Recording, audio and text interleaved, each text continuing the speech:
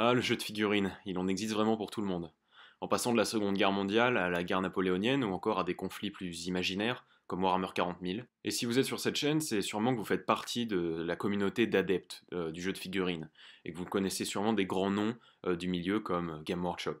Vous êtes peut-être un peintre, un collectionneur ou même un joueur plus ou moins expérimenté de jeux de figurines. Mais connaissez-vous réellement l'origine de cette branche si particulière du wargame?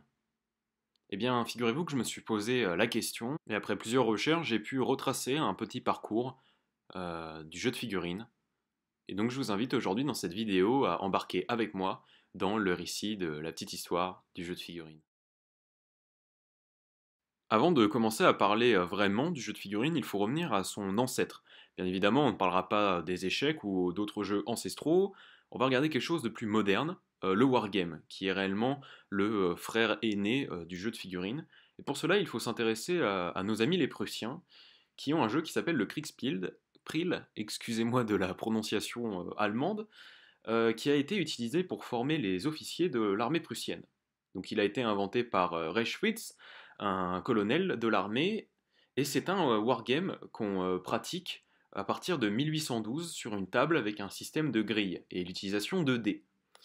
Donc c'était un système qui était compliqué, avec des règles plutôt lourdes à apprendre, comme le brouillard de guerre, ça utilisait parfois des cartes pour certains scénarios, un code couleur pour les armées, les unités, des arbitres, et même des fois des joueurs en uniforme. Et oui, les militaires prussiens savaient aussi s'amuser. Et ce wargame n'était pas vraiment apprécié car il était très lourd, hein. Il faut savoir qu'on pouvait jouer jusqu'à 10 joueurs, donc 5 de chaque côté, avec un système hiérarchique de généraux de brigade, généraux de division, un peu à la mode d'un wargame historique moderne. Mais comme je le disais, il n'était pas vraiment populaire et pas vraiment apprécié par les militaires car il était beaucoup trop long et trop lourd. Donc il a été remplacé par une version revisitée au cours du 19e siècle, qui a été revisité par un certain général Julius von Wedi, qui lui plaça en fait un meneur, donc l'ancêtre du maître de jeu si vous voulez, qui était censé en fait réduire le nombre de temps de jeu. En fait, c'est vraiment lui qui décidait de toutes les situations de hasard, et c'était vraiment celui qu'il fallait écouter, c'était un peu le... Voilà, bah, c'était vraiment le meneur de jeu, hein. Et donc ce Kriegsplig, il faut savoir qu'il a été utilisé comme exercice interne dans l'armée et comme outil de formation des officiers. Donc ça n'était vraiment pas dans un cadre civil, hein, ça restait un cadre militaire. Et, euh, et en fait, ce Kriegsplig a été un peu remis au goût du jour en 1980 avec une réédition des règles en anglais, mais bon, il a un peu disparu de nos tables, malheureusement, ou pas. Et bien sûr, la partie la plus importante du jeu de figurines, ce sont bien les figurines, et nous allons en parler tout de suite de l'origine des figurines. Faut savoir qu'au départ, les figurines étaient autrefois utilisées pour représenter des armées ou des unités sur des cartes d'état-major, donc lors de campagnes militaires. Les figurines à usage ludique, elles n'apparaissent qu'ensuite avec les soldats de plomb, qui étaient au départ plats, et puis qui apparus en 3D au cours du 19e siècle, en Allemagne et en France. Donc ça devient très très populaire, hein, lorsqu'une entreprise anglaise du nom de Britain met au point une technique pour fabriquer des soldats en plomb creux et donc réduire son coût et donc son coût d'achat, donc son prix, et ça va donc vraiment se populariser au sein des foyers comme un incontournable des jeux pour enfants. Et c'est alors que H.G. Wells, un écrivain anglais assez connu à l'époque, va créer la première règle de jeu de figurines. Il avait déjà écrit un roman intitulé Floor Games, qui était un roman sur les jeux des enfants. Et là, il va créer ce qui est considéré comme beaucoup comme la toute première règle de jeu de figurines, qui s'appelle Little Wars. Donc H.G. Wells a sorti cette règle, donc Petite Guerre, en 1913, et l'idée de créer une règle pour jouer avec des figurines lui est venue lors d'une visite chez un ami et un dîner assez arrosé où les deux hommes ont fini la soirée en abattant des soldats de plomb de leur fils avec un canon tirant des morceaux de liège. Donc c'était un jeu assez répandu à l'époque, hein. Soit on tirait des billes sur les soldats afin de les abattre, soit on tirait des bouchons de vin, ou on avait des canons miniatures.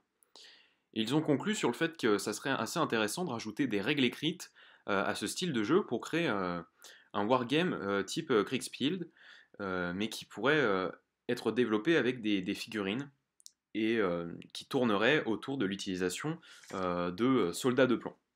Donc le livre comprend une partie qui revient sur le développement, ainsi qu'une partie règles, hein, comme tout bon livre de règles, avec des règles pour la cavalerie, l'infanterie, les canons et les terrains, avec des images afin de montrer le système de jeu, un peu comme un système de jeu moderne.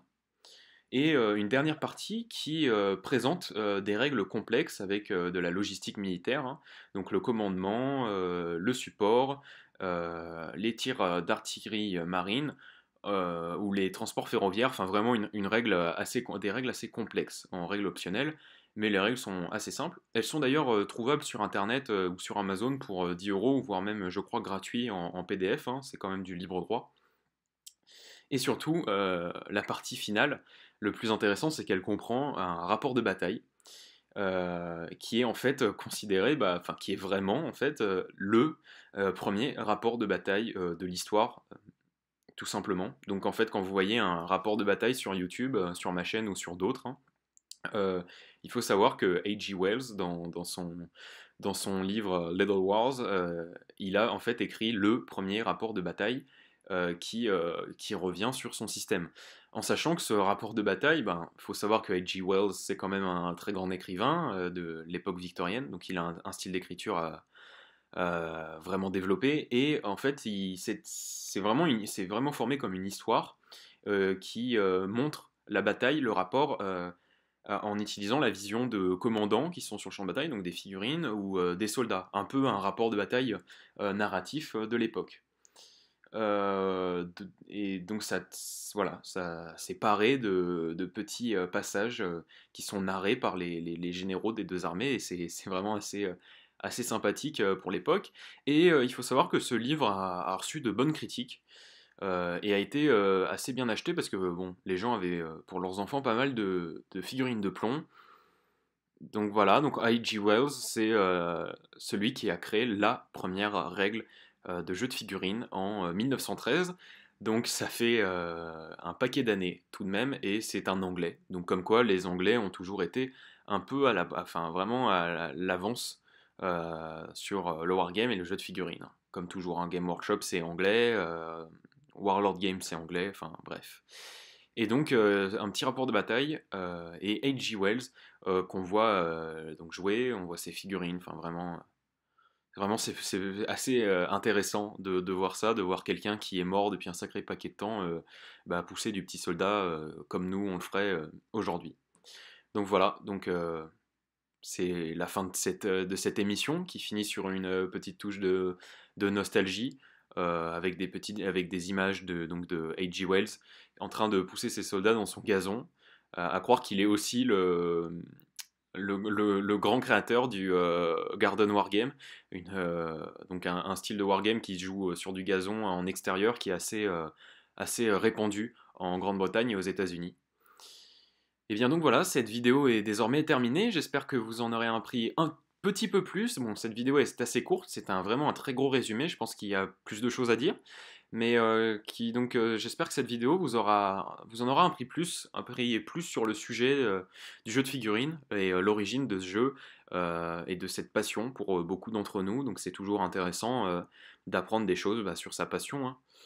Et donc voilà, donc j'espère que cette vidéo vous a plu. Je vous invite à laisser un commentaire afin de me poser pourquoi pas des questions ou revenir sur votre expérience. Ça serait assez sympa de partager ensemble. Il faut savoir que la chaîne sert surtout à ça.